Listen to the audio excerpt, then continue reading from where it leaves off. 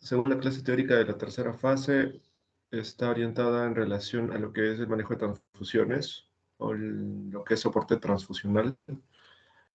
A nivel mundial sabemos que en general sabemos que múltiples patologías necesitan en algún momento la transfusión o de paquetes globulares, de concentrados de plaquetas, de hemocomponentes y hemoderivados que eh, nos permiten compensar al paciente. Son medidas de mejorar la sintomatología, mejorar incluso también el estado general y el pronóstico de ciertas enfermedades.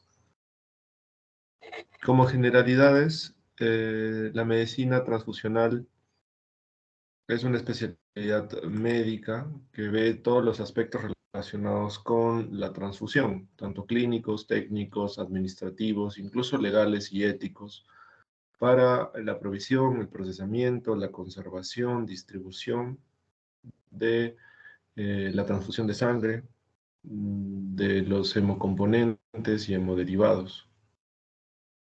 La transfusión sanguínea es un procedimiento médico, ¿no?, terapéutico, que tiene el propósito de corregir cierta deficiencia o de la cantidad de eritrocitos, de las plaquetas o de algún hemoderivado, ¿no?, de alguna proteína, por ejemplo, en especial que está en déficit. Este es un acto médico y confiere responsabilidad, puesto que no solamente es indicar una transfusión, sino que hay que considerar que al ser una terapia puede también generarse reacciones adversas, reacciones inmunológicas, incluso reacciones adversas que pueden ser severas. Para la transfusión de sangre, para las transfusiones necesitamos obtener un consentimiento informado, puesto que ciertas culturas y religiones no lo permiten. La sangre es un tejido, por ende, debe de tomarse los cuidados incluso a nivel de como si fuese un trasplante, puesto que al indicar la transfusión de un tejido vivo, puede este ser rechazado, ¿no?, por el receptor. Deben vigilarse los riesgos y las reacciones adversas relacionadas con las transfusiones. El acto de donación de sangre es un acto voluntario, ¿no?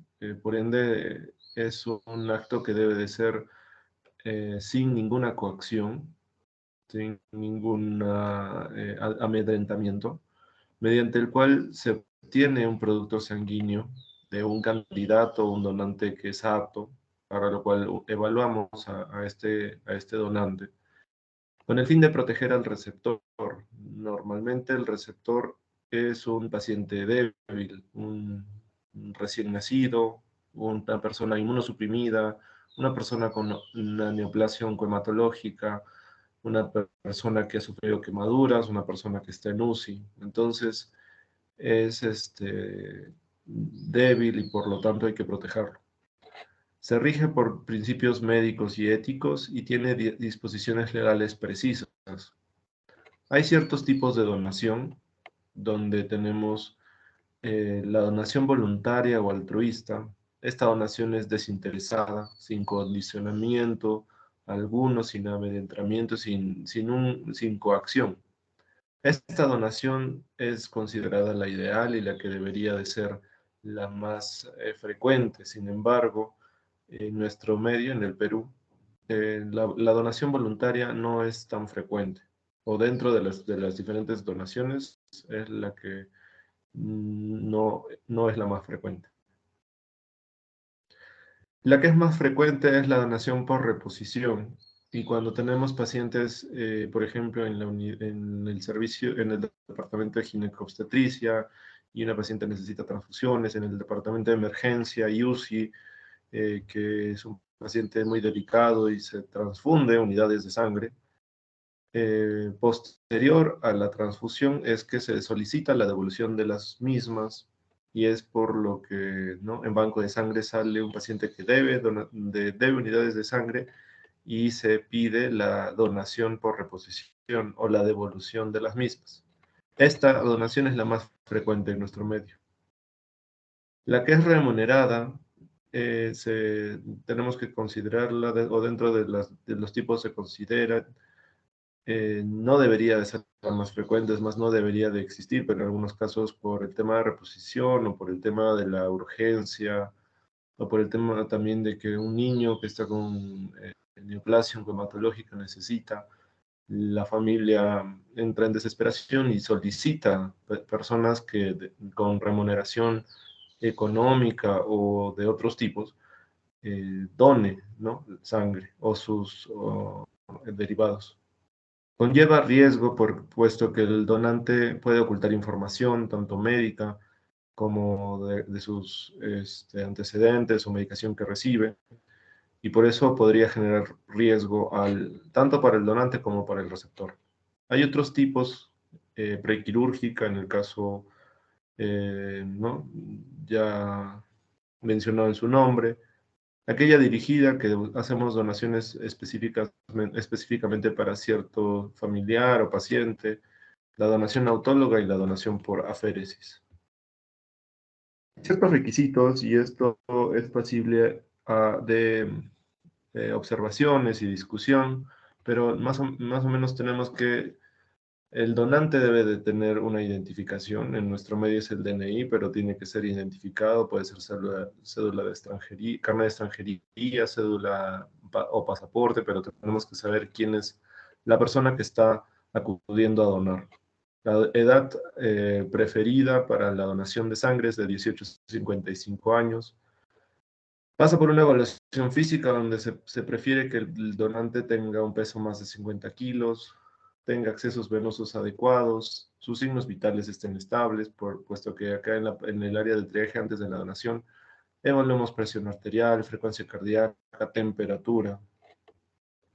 En el laboratorio es ideal que un paciente tenga valores de hematocrito aceptables, no tengan obviamente anemia, y en relación al grupo sanguíneo, en los bancos de sangre de preferencia se recibe el grupo ORH positivo, pero si hay necesidad de ciertos tipos, en especial aquellos que son menos frecuentes, se aceptan también. En relación a la entrevista médica, y es donde entran las observaciones o los comentarios, es donde se ve que el donante, en una evaluación, en una lista, ¿no?, de cotejo, de tamizaje, se evalúan los antecedentes médicos, antecedentes patológicos, crónicos, si reciben medicamentos y algunas conductas de riesgo. Aquí tenemos a su derecha, ¿no?, que la identificación, el peso, la edad. De preferencias no se recibe donantes que sean gestantes o que estén en periodo de lactancia. El tema del consumo de bebidas alcohólicas, el tema de los antecedentes de hepatitis. Obviamente en los tamizajes posteriores vemos si es que efectivamente hay la presencia de hepatitis virales crónicas. No haber padecido fiebre o diarrea o gripe o estar en un pródromos o en una convalescencia de una enfermedad aguda. No haberse realizado tatuajes, perforaciones, acupuntura. Esto en relación a la posibilidad de algunas enfermedades transmitidas de forma percutánea, ¿no? Lo cual es observable, puesto que no está tan claro en situaciones donde se ha mejorado la asepsia y antisepsia en estos procedimientos, bueno, estéticos, podríamos llamarlo, ¿no? No estamos tan seguros si usted haga un criterio para exclusión. Los tratamientos médicos fundamentalmente orientados a aquellos medicamentos que tienen posibilidades de hacer, eh, digamos, acumulación de metales o ser teratogénicos o no pasar y complicar al receptor. Las enfermedades que se transmiten por sangre, como es VIH, hepatitis virales, como es enfermedad de Chagas, Y obviamente el donante tiene que ir comiendo, ¿no? No tiene que ir en ayunas, no es un examen de glucosa, por ejemplo, ¿no? Tiene que ir estando estable y también teniendo una reserva metabólica, fundamentalmente de glucosa, para que no haya desmayos o lipotimia. Este es el proceso más o menos de la donación. Pasa una entrevista, se ve estos antecedentes, se, se considera elegible para donación, vemos el grupo sanguíneo. Este proceso debe de ser en un ambiente cómodo, limpio, ventilado, iluminado y privado, donde se extrae una unidad de sangre por sesión, el volumen aproximado es 500, donde 430 ml de sangre total y 70 mililitros de anticoagulante. La sangre que se recolecta debe ser menor al 12% del volumen sanguíneo total, por eso se prefiere un cierto peso en adelante y una edad también. Requiere una supervisión continua, ¿no? En este ambiente controlado, donde el personal de banco de sangre es quien ve que durante todo el proceso de donación el paciente, perdón, el donante esté en adecuadas condiciones. Luego se recomienda que haya reposo por 15 minutos, incluso una incorporación progresiva, primero en la sedestación, luego a incorporarse y luego recién a la bipedestación. Esta incorporación es progresiva y supervisada y se da consejería al momento de retirarse, donde la consejería va fundamentalmente a los tiempos entre donación y donación y también a que no se le entrega un pequeño refrigerio para a que coma, tome líquidos posterior a la donación. En el procesamiento tenemos que se debe hacer un fraccionamiento. La unidad de sangre total es separada por medios físicos, se hace centrifugación y este procedimiento de fraccionamiento debe hacerse dentro de las 6 horas extraída la sangre. Se ve y se hace estudios rápidos, incluso inmunohematológicos, para ver si hay la presencia de ciertos anticuerpos irregulares, que lo vamos a ver posteriormente, y se hace exámenes de tamizaje, fundamentalmente en búsqueda de antígenos o anticuerpos que se relacionen con estas infecciones transmitidas por sangre, como es VIH 1 y 2, el virus de hepatitis B, el virus de hepatitis C, el virus linfotrópico humano 1 y 2, HTLV, Trypanosoma cruzi y sífilis. Los hemocomponentes son varios y más o menos sigue un camino de la obtención de la sangre en su forma total o sangre total. Es la unidad de sangre extraída tal y como, perdón, es la unidad tal y como es extraída. Es 500 ml de volumen, hemos dicho que 430 corresponden a sangre y 70 al anticoagulante. Esto tiene que ser refrigerado de 2 a 6 grados. La duración de 35 a 42 días, según el anticoagulante que elijamos. Con menos de 10 días de almacenamiento se puede considerar como sangre fresca, donde al momento de hacer la transfusión, inmediatamente ¿no? Hay aporte de oxígeno, incluso de ciertos nutrientes. Posterior a estos 10 días, cuando se hace la transfusión, hay un tiempo de intervalo en donde la unidad de sangre transfundida cumple su función. En relación a la sangre total reconstituida, es una unidad de sangre de 400 mililitros, es un paquete globular más un plasma fresco congelado que se combinan para hacer esta sangre total. Esto puede ser del mismo donante o no. Y cuando se prepara este componente reconstituido, debe utilizarse dentro de las 4 horas de su preparación. Si se usa un sistema abierto, si se usan sistemas cerrados, puede utilizarse en unas horas más, pero se prefiere que tan pronto sea reconstituido, no se demore uno en hacer la transfusión. vamos a ver que los hemocomponentes que están aquí arriba y los hemoderivados que están aquí a mano derecha y en la parte inferior son aquellos que vamos utilizando y salen, ¿no?, de la sangre total. El concentrado de glóbulos rojos o paquete globular es uno que usamos más frecuentemente en los ambientes clínicos. Corresponde a la concentración de los glóbulos rojos, resultante en remover de la sangre total un cierto volumen de plasma, 200, 250.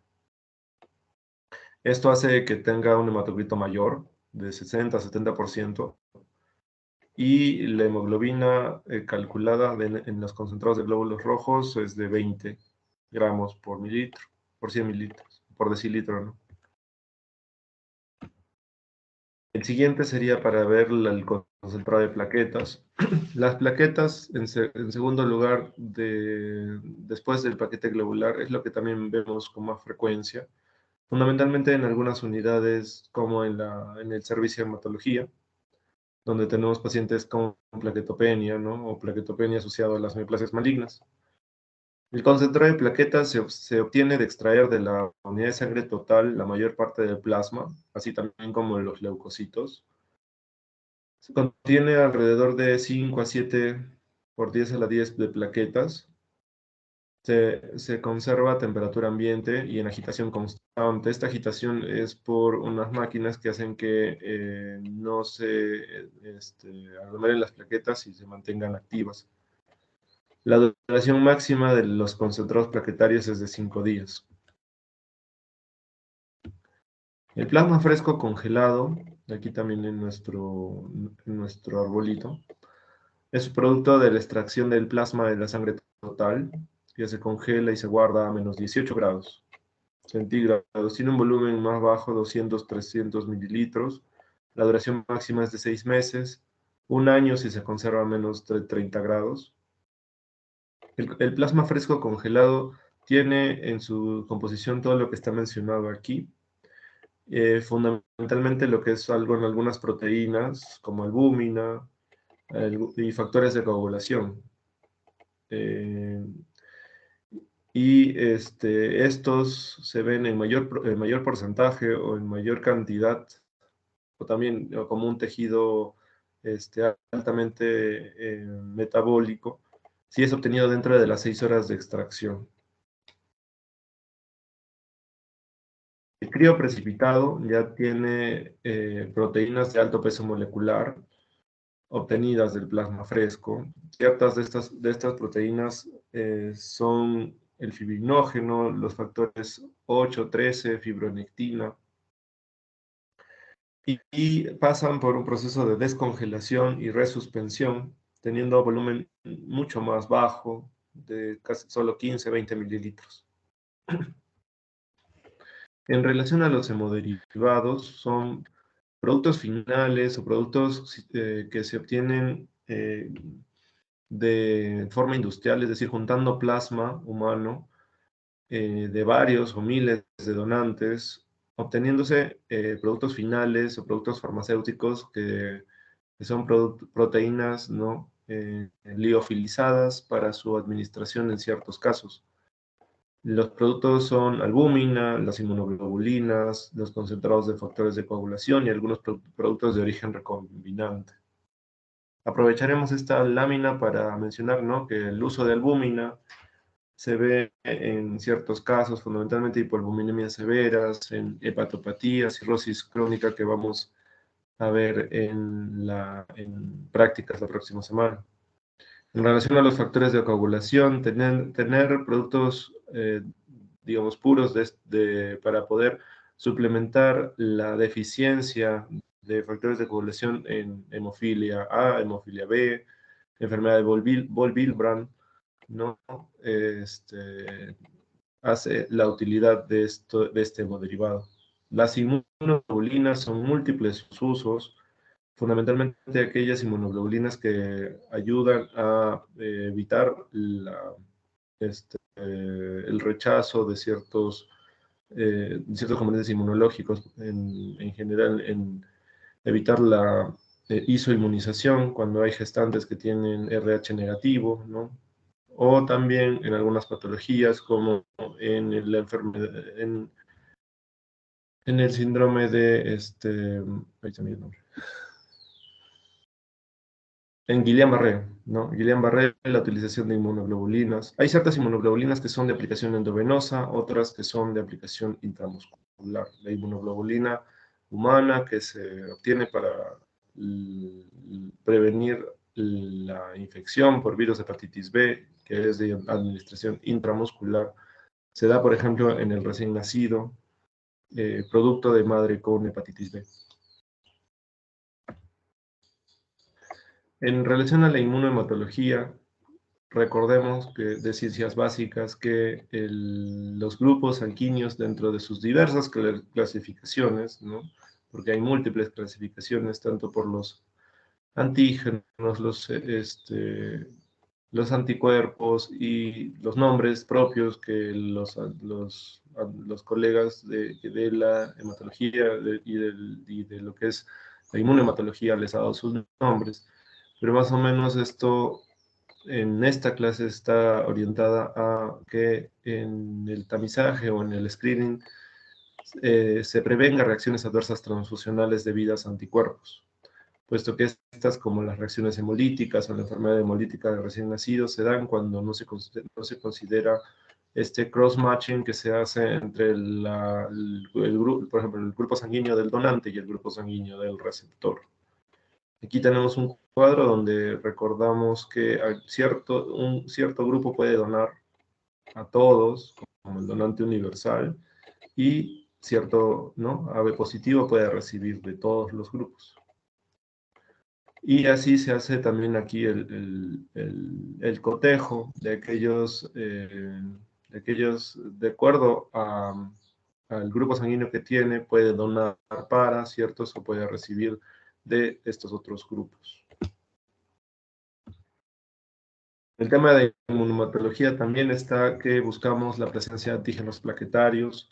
Estos antígenos plaquetarios tienen una importancia, especialmente en aquellos que requieren múltiples transfusiones de plaquetas. El paciente con leucemia, fundamentalmente leucemias agudas, ¿no? Requiere continuamente transfusiones de plaquetas. Se ve que cuando hay la presencia de estos antígenos plaquetarios, puede haber púrpura posttransfusional, trombocitopenia inmune en el recién nacido. En relación a los antígenos leucocitarios, como antígenos específicos en los neutrófilos, los HLA, se les busca para evitar lo que es reacciones transfusionales febriles no hemolíticas o lo que es la lesión pulmonar aguda asociada a la transfusión sanguínea, que estos dos vamos a verlo posterior en las reacciones adversas, en los RATs, que es el TRALI. Se hace pruebas de compatibilidad pretransfusional, pruebas cruzadas para ver la compatibilidad ABO, donde son bastante sencillas, ¿no? Y se ve la aglutinación cuando hay incompatibilidad. O también la utilidad del test de Coombs, tanto el directo como el indirecto, donde el directo se utiliza para la enfermedad hemolítica del recién nacido y las anemias hemolíticas, y el indirecto en relación a las pruebas de compatibilidad pretransfusional. Para hablar de soporte transfusional, hay que ver en qué momento, cuáles son las indicaciones para pensar en que necesita el paciente transfusión sanguínea. Y como transfusión sanguínea está no solamente la transfusión de paquetes globulares, sino de todo lo que hemos mencionado hasta el momento.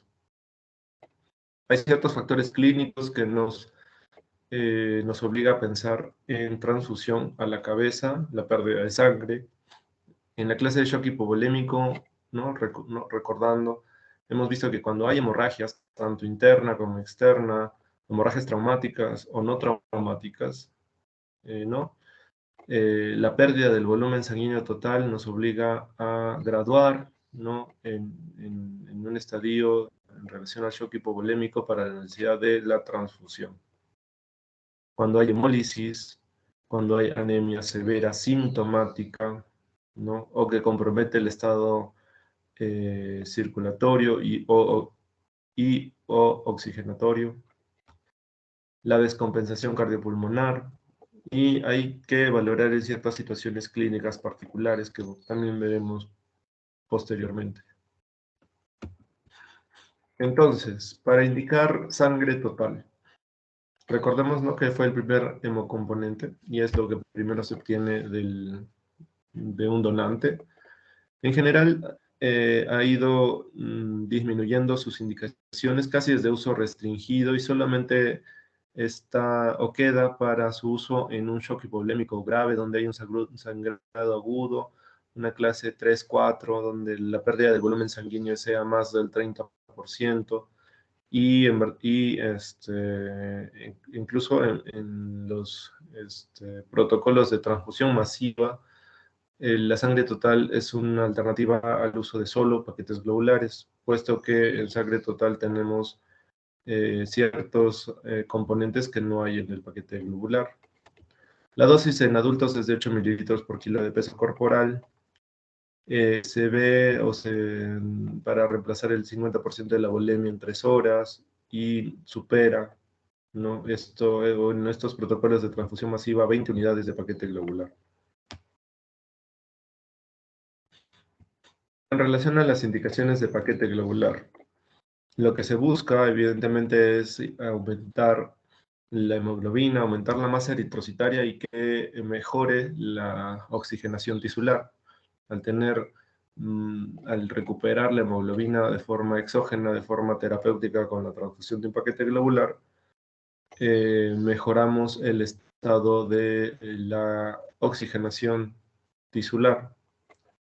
Se considera que la oxigenación tisular está garantizada con una hemoglobina de por lo menos 7 en un paciente con volemia normal y sin otros riesgos. Y el 7 es donde consideramos en el adulto, sin ciertas condiciones, que de 7 para arriba no necesitaría transfusión.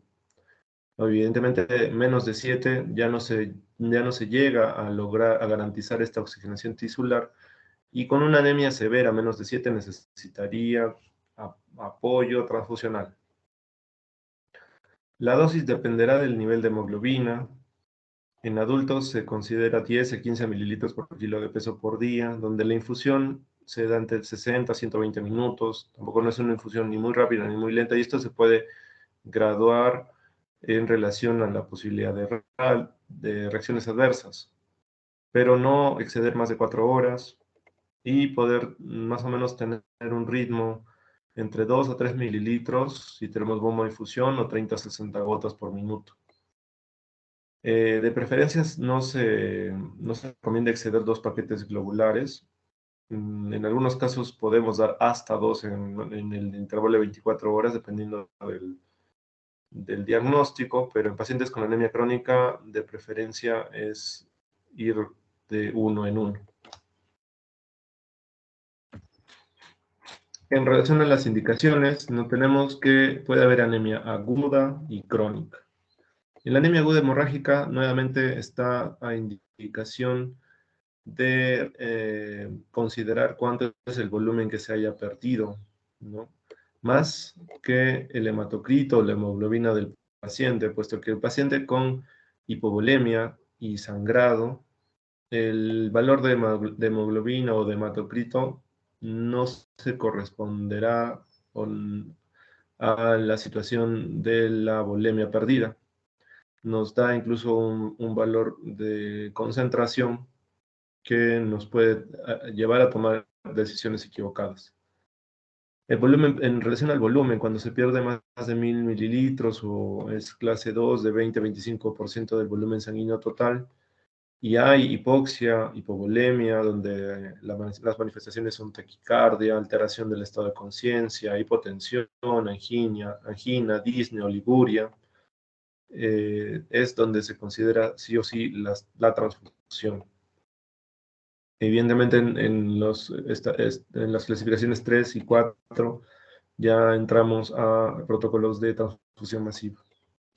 En relación a anemia crónica, muchas patologías desencadenan en una anemia secundaria y cada una de las anemias secundarias crónicas tienen una fisiopatología.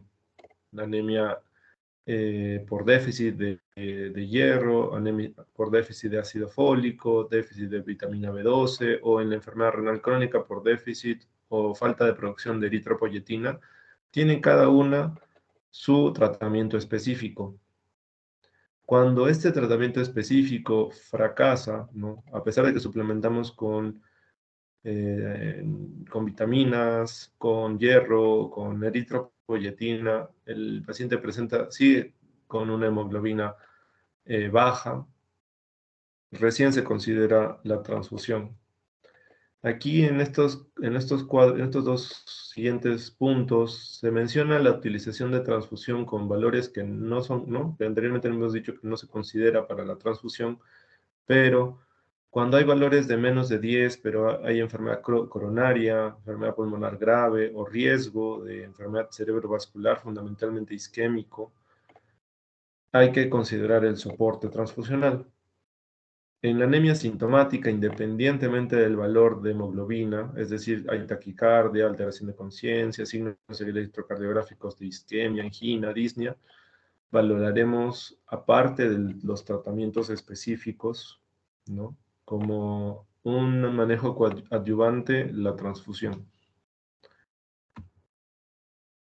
Aquí, ¿no? En esa diapositiva genera un poco de duda, pero en líneas generales la transfusión se requerirá cuando el valor de hemoglobina es menor a 7.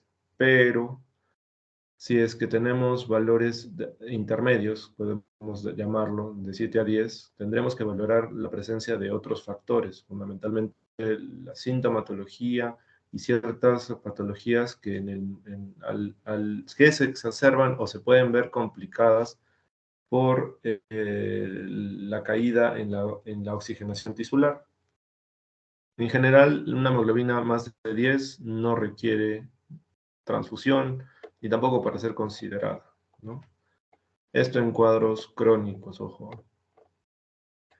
En el paciente en la UCI, que también se los he puesto acá como un paciente especial, tenemos que ver empeoramiento de la oxigenación, ¿no? En relación a su ventilación, a los parámetros oxigenatorios, el AGA, a la presencia o el aumento del lactato o complicaciones isquémicas, coronarias o cerebrovascular.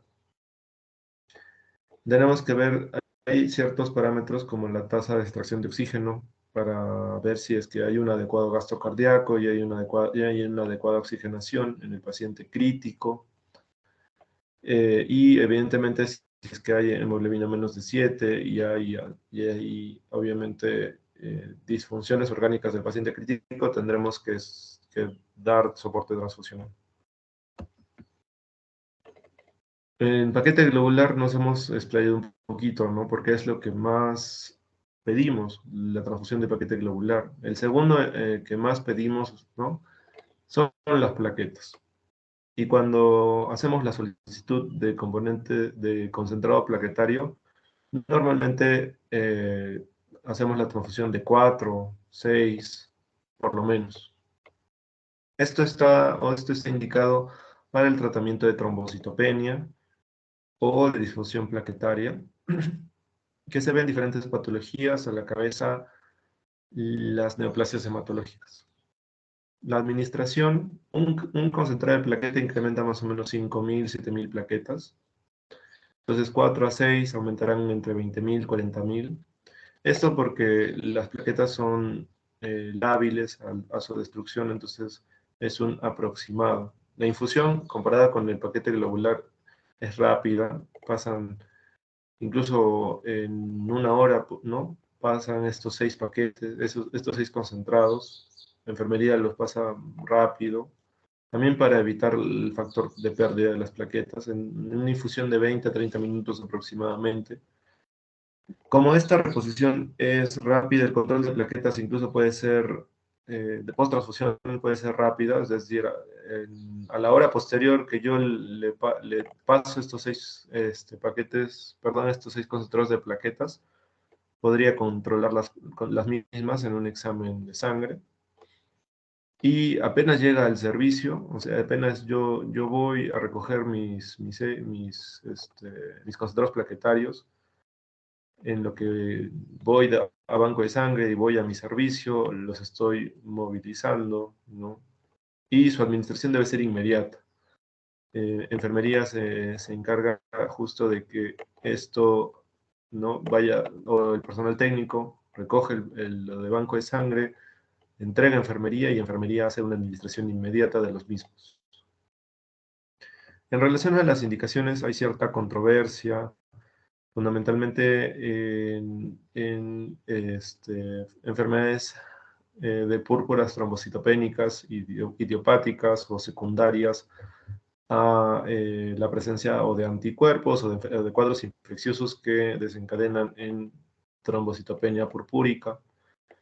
Dado de que en algunos momentos donde se indica esta transfusión de concentrado plaquetario en el control por la misma fisiopatología de la destrucción plaquetaria por anticuerpos o por un proceso inflamatorio, el conteo de plaquetas en el paciente incluso es menor después de la transfusión.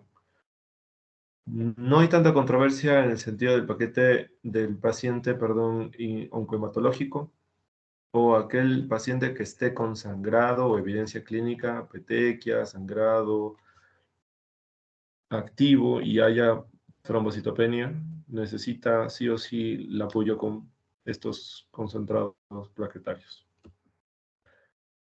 Aquí en resumen, más o menos también nos pone puntos de corte, donde más de 100.000, que aquí tenemos una plaquetopenia leve, ¿no? El valor normal es más de 150.000, pero más de 100.000 por lo general no requiere concentrado plaquetario y puede irse tratando la causa subyacente o esperar la recuperación. Algunas plaquetopenias secundarias a infecciones virales, por ejemplo, son transitorias y se recuperan solas. Pero cuando tenemos ya menos de 50.000 o menos de 10.000, donde las hemorragias son mucho más frecuentes y más riesgosas, se requiere sí o sí apoyo con concentrados de plaquetas. Entre 50.000 y 100.000, ¿no? Como un intervalo, igual como hemos visto en la hemoglobina, se valorará el riesgo del sangrado, los antecedentes de sangrado, las patologías adyuvantes o las comorbilidades o los antecedentes de haber tenido sangrados digestivos, ¿no? Por ejemplo. En relación a las contraindicaciones, en general no se considera que una profilaxis de transfusión plaquetaria esté indicada. En fallas crónicas, es decir, anemia displásica o mielodisplasia, se debe de prevenir sí, las hemorragias, y más que todo tratar lo que es lo que ha llevado a la displasia, perdón, a la mielodisplasia o a la anemia plástica. Trombocitopenia inducida por heparina, aquí lo que les he mencionado sobre las púrpuras trombocitopénicas trombóticas, en el síndrome urémico hemolítico tampoco se considera la transfusión, puesto que aumentaría, o las mismas plaquetas se destruirían, las que transfundimos, excepto si hay sangrado activo, ¿no? Que pone en riesgo la vida del paciente. Hemorragia secundaria, trastornos de factores de la coagulación, puesto que la reposición no es necesaria con plaquetas, sino con plasma fresco congelado o factores de la coagulación como tal. Y las PTIs es una contraindicación para la transfusión de plaquetas, y incluso no, evidentemente sin sangrado grave. Cuando hay sangrado, también se pone una excepción. Las reacciones adversas a la transfusión sanguínea, como nosotros en medicina nos gusta abreviar todos, ¿no? Como RATS. Y hay un RATS leve, un RATS moderado, RATS grave, que en estas primeras diapositivas están como en líneas generales. La reacción adversa leve se relaciona más que todo a aquella por hipersensibilidad leve, donde más que todo está la clínica en relación al prurito, puede haber alguna erupción en piel, ¿no? Eritema en piel, pero localizado, leve, ¿no? Valga la redundancia, y que se autolimita, o que se puede tomar decisiones que no nos hagan perder la transfusión. En relación a la moderada, aquí se ve como una hipersensibilidad intermedia. Esto puede incluso llevar a reacciones transfusionales febriles o fiebre relacionada a la transfusión, o lo que se denomina fiebre post-transfusional, que es no hemolítica, pero también hay que considerar la posibilidad de contaminación bacteriana. Por eso esto es un link entre moderado y grave. Puede haber urticaria, enrojecimiento, escalofríos, fiebre, taquicardia, pero que es un cuadro sí sistémico y que incluso hace que tomemos medidas, definitivamente suspendamos la transfusión y hagamos un manejo general de este paciente. En la forma grave, aquí ya hablamos de hemólisis aguda, intravascular, contaminación bacteriana, es decir, sepsis, shock séptico. En algunos casos, felizmente con mucha más rareza, pero puede presentarse, es que por la transfusión se vean complicaciones infecciosas severas, fundamentalmente bacteremia, infección del torrente sanguíneo. Puede haber sobrecarga de volumen, anafilaxia, y la lesión aguda pulmonar relacionada a la transfusión. El paciente puede presentarse séptico, con fiebre, hipotensión, hemoglobinuria, sangrado, distrés respiratorio. Esa es por su severidad. Aquí las tenemos clasificadas por su momento, ¿no? Aquellas que son inmediatas y aquellas tardías. En relación a las reacciones adversas inmediatas, la reacción hemolítica es inmediata, reacción pseudohemolítica y la reacción febril no hemolítica o la fiebre post-transfusión. Las reacciones alérgicas en relación a la hipersensibilidad, que puede ser leve o severa, una reacción leve solamente con urticaria, ¿no? Prurito, y una reacción severa hasta shock anafiláctico podría causar. El daño pulmonar agudo asociado a la transfusión lo vamos a ver en una diapositiva siguiente. Y en relación a las no inmunológicas, por el volumen, si hacemos congestión, causar insuficiencia cardíaca, sepsis, hemólisis no inmune o embolia. En las reacciones adversas tardías tenemos hemólisis retardada, la enfermedad de injerto contra huésped, la púrpura trombocitopénica posttransfusional y las aloinmunizaciones.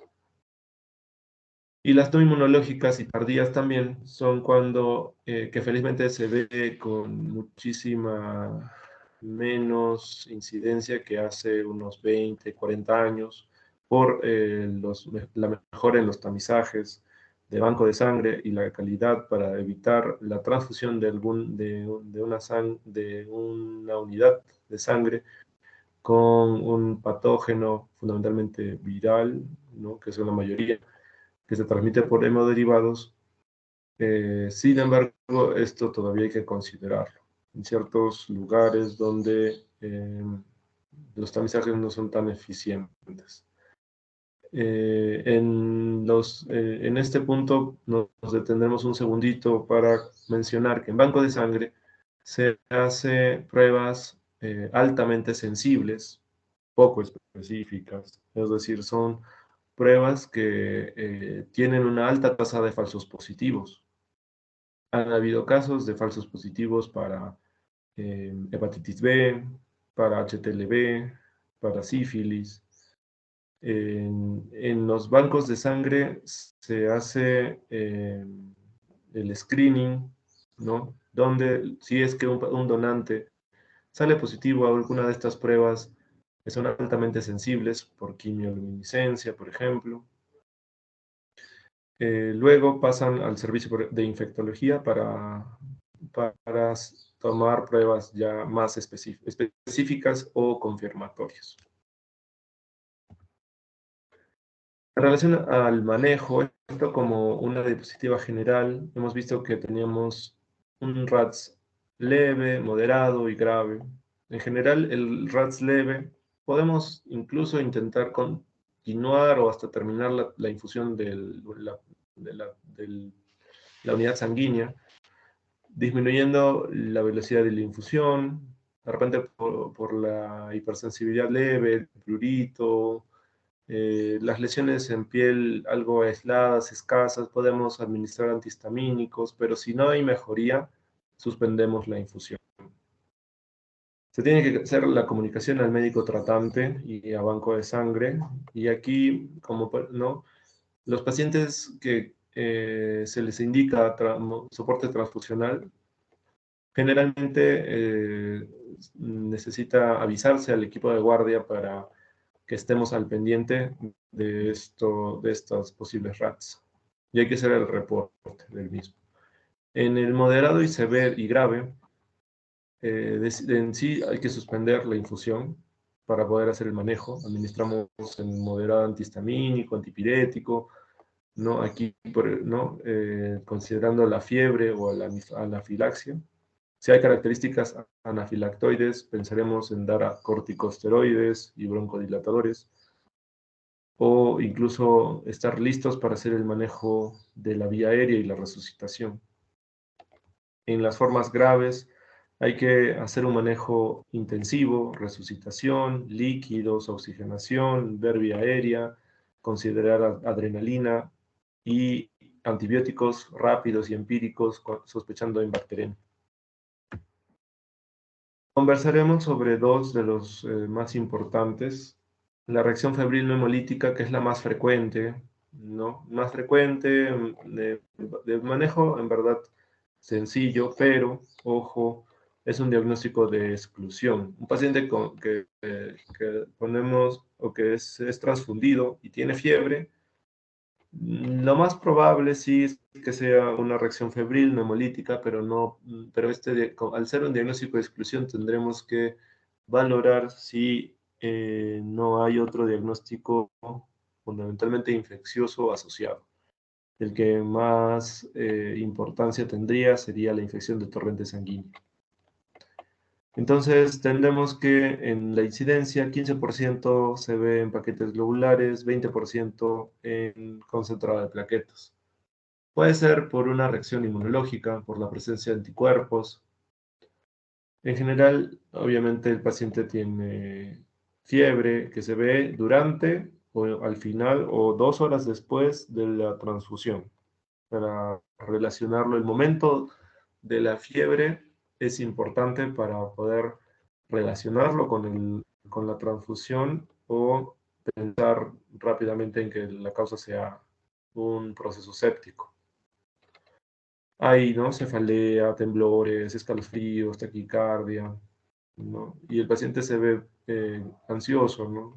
En relación al manejo hay que suspender o incluso si es que es muy necesario que terminemos la transfusión o cuando en verdad ya se ve la fiebre al final de la transfusión está terminado, hay que descartar lo que es la reacción hemolítica y luego de ello administramos antipiréticos y obviamente hacemos el estudio posterior, ¿no?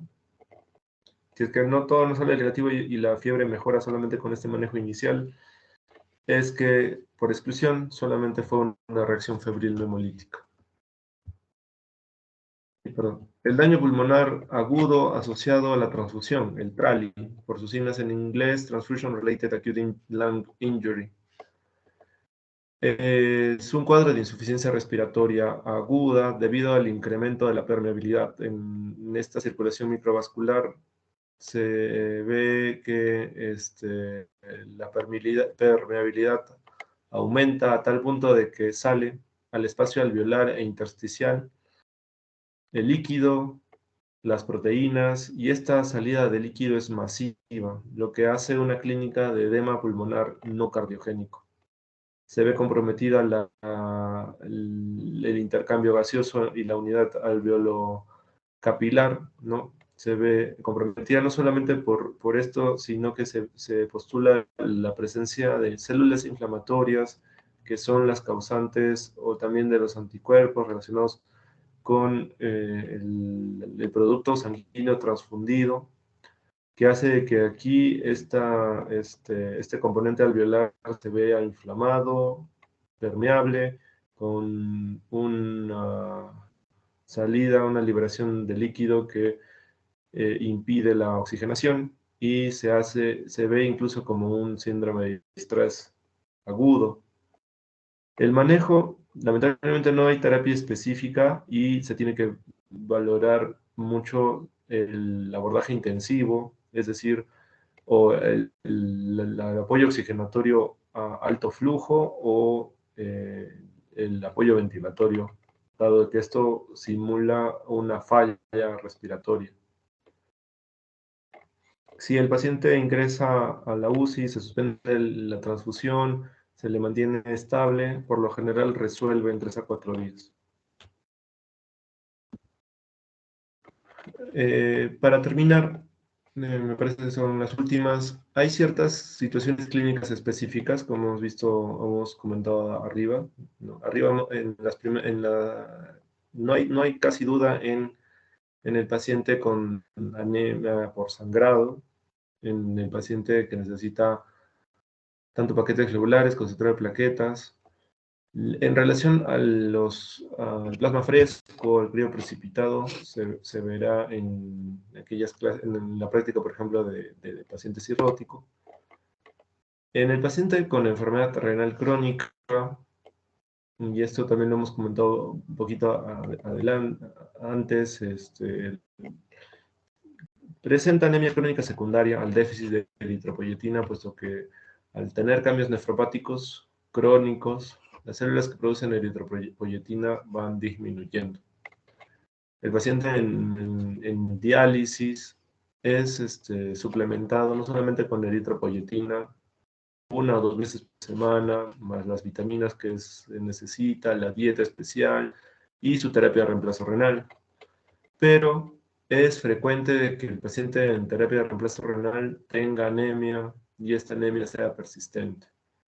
La transfusión sanguínea debe considerarse como último recurso, pero si es que la hemodinamia es inestable o la anemia es severa y asociada a hipovolemia o déficit de la oxigenación, hace que se comprometa en la diálisis, en el momento de la diálisis, es una indicación frecuente que apoyemos a este paciente renal crónico con paquetes, con transfusiones, para que pueda seguir recibiendo su terapia de reemplazo renal.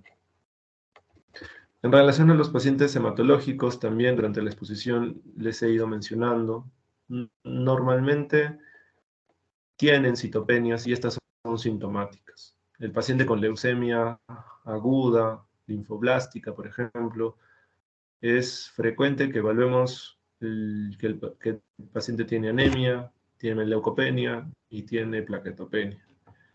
Y en el interín o antes de la quimioterapia, el paciente viene con descompensación, con sangrado, con anemia severa y sintomática, entonces necesita transfusiones. De igual forma, se considera que depende del grado de anemia y de la sintomatología asociada. Fundamentalmente se tiene que mantener la hemoglobina más de 7 para que pueda el paciente ser compensado. Y evidentemente mejora cuando el paciente ya entra en quimioterapia o de preferencia en trasplante de precursores hematopoyéticos. En la mujer gestante, la indicación o las indicaciones fundamentales para las transfusiones estarán orientadas cuando hay hemorragia aguda o cuadro de hipovolemia severa relacionada con situaciones antes del parto, durante el parto o posterior al mismo. Hay que considerar la transfusión de acuerdo a la clínica y a las pérdidas de la paciente, puesto que la mortalidad por hemorragia, tanto hemorragia obstétrica, ¿no?, es una causa de muerte materna importante y puede ser prevenida.